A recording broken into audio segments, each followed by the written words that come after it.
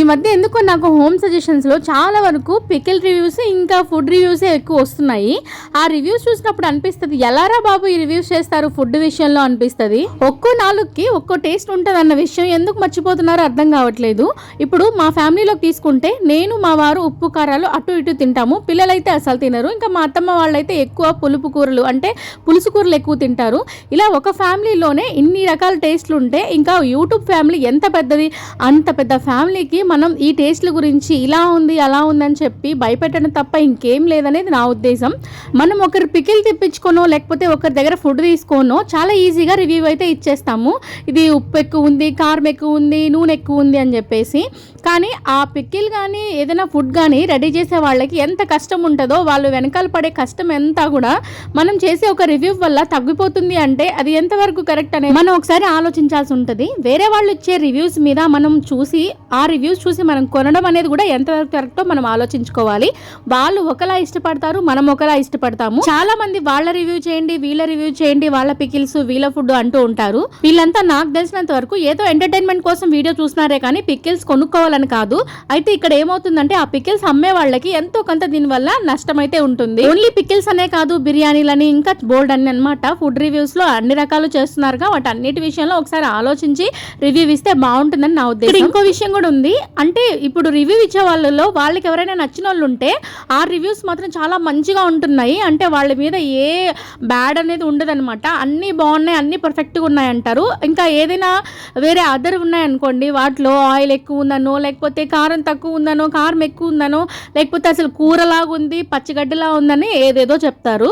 అదే పర్సనల్ విషయానికి వస్తే, అంటే వాళ్ళకి బాగా తెలిసిన వాళ్ళవి ఏమైనా రివ్యూస్ చేస్తే మాత్రం అది ఎలా ఉన్నా సరే బాగుందనే చెప్తారు. సోషల్ మీడియాలో ఎవరి ఒపీనియన్స్ వాళ్ళు చెప్తూ ఉంటారు. నా ఒపీనియన్ అయితే ఈ రివ్యూస్ మీద ఇదనమాట. ఎందుకో మీతో షేర్ చేసుకోవాలనిపించింది. నాలా ఆలోచించే వాళ్ళు ఎవరైనా ఉంటే ఖచ్చితంగా కామెంట్ చేసేయండి.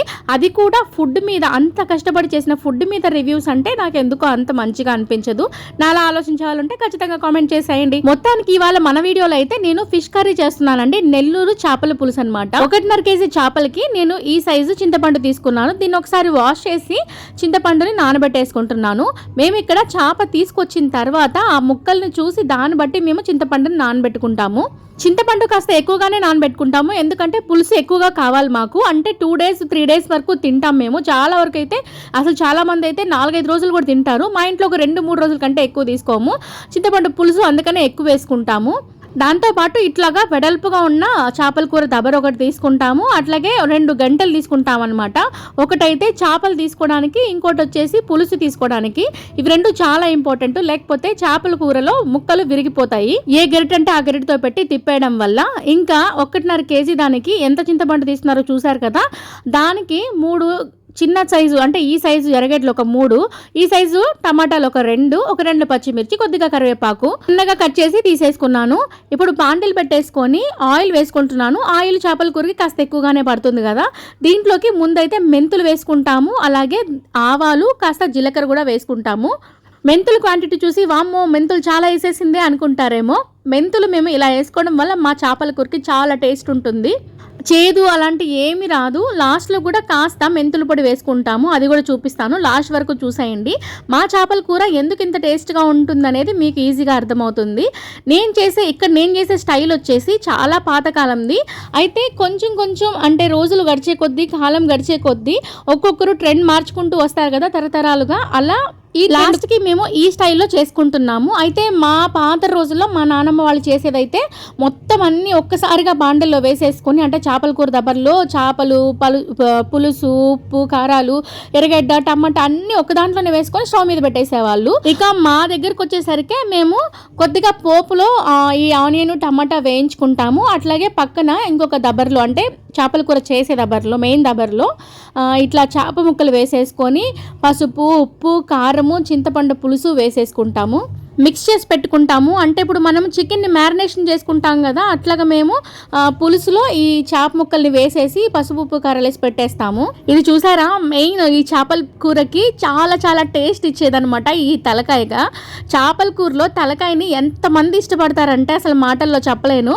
మా ఫ్యామిలీలో కూడా చాలా మంది ఉన్నారు. ఖచ్చితంగా ప్రతి ఫ్యామిలీలో ఈ చేపల కూరలోని తలకాయ ఇష్టపడే వాళ్ళు ఉంటారు. మీ ఇంట్లో మీ అమ్మో, నానమ్మో, తాతయ్యో, నాన్నో ఎవరొకరు ఉంటారు కదా. ఖచ్చితంగా కామెంట్ కామెంట్ చేసేయండి ఎవరు ఈ తలకాయని ఇష్టంగా తింటారో.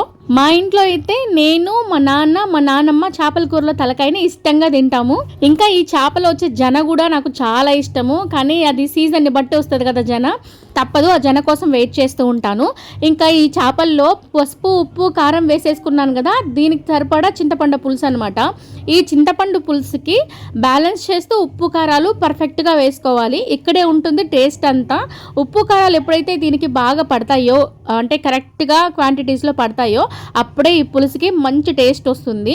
నేను తీసుకున్న ఈ సైజ్ చింతపండు పులుసుకి 4 స్పూన్స్ కారం వేసుకున్నాను, చిన్న స్పూన్లో పసుపు వేసుకున్నాను, కల్లుప్పు తీసుకుంటున్నాను. ఈ ఉప్పు వల్ల మనకి ఎక్కువ టేస్ట్ ఉంటుంది చేపల పులుసుకి.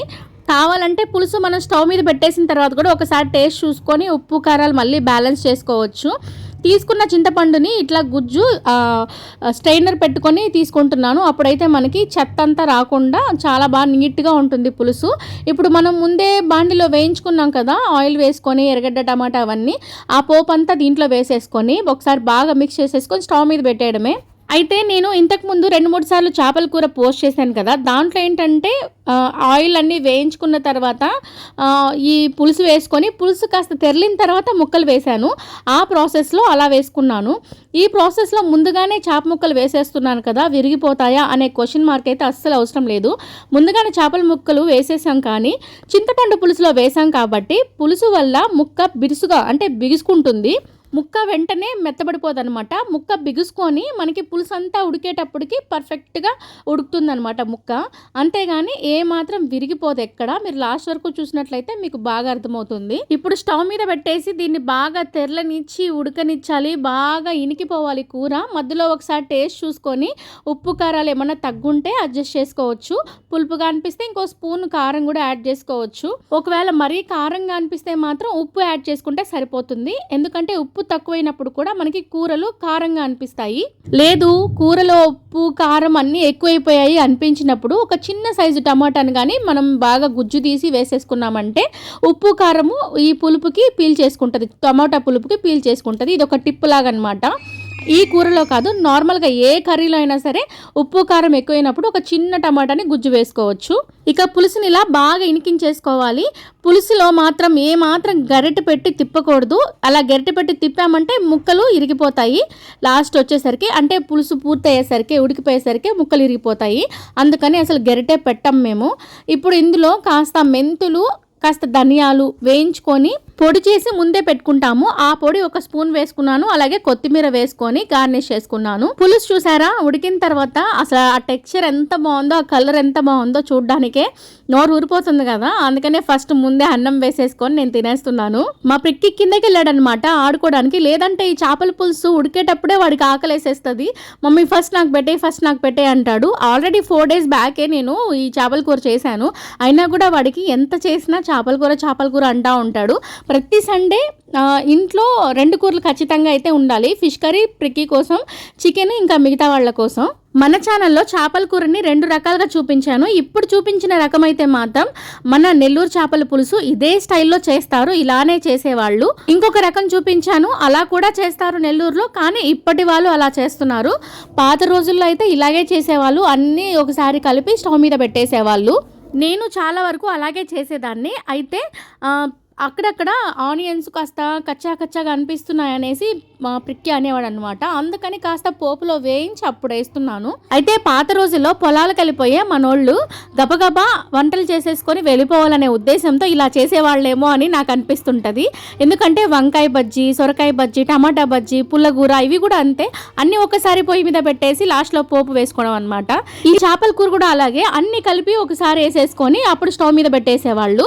నువ్వు చూసొచ్చావా పాత రోజులకి వెళ్ళి అని అంటారా? నా చిన్నప్పుడు మా ఎదురింట్లో కూడా ఇలాగే చేసేవాళ్ళు, అన్ని కలిపేసి ఒక్కసారి స్టవ్ మీద పెట్టేసేవాళ్ళు. కానీ మా అమ్మది గోదావరి కదా, అందుకని ఈ స్టైల్ చేసేది కాదు. మీకు ఈ వీడియో ఎలా అనిపించిందో ఖచ్చితంగా కామెంట్ చేసేయండి. ఇలాంటి మంచి మంచి వీడియోస్ కోసం మన ఛానల్ ని సబ్స్క్రైబ్ చేసేయండి. అలాగే ఈ వీడియో నచ్చితే లైక్ కూడా చేసేయండి.